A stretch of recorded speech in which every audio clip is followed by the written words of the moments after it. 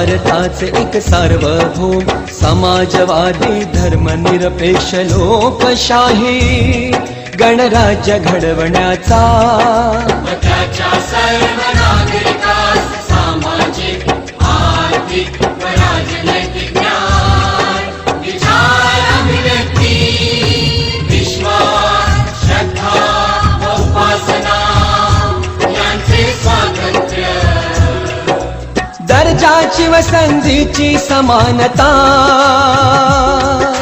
निश्चितपणे प्राप्त करून देण्याचा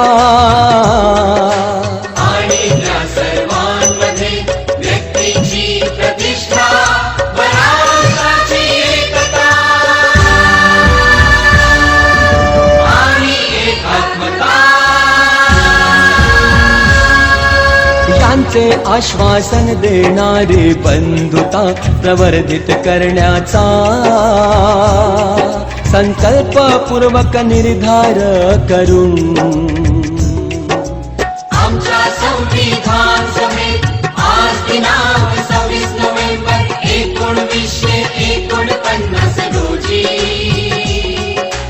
याद्वारे हे संविधान अंगीकृत आणि अधिनियमित करून स्वतः अर्पण करत आहोत.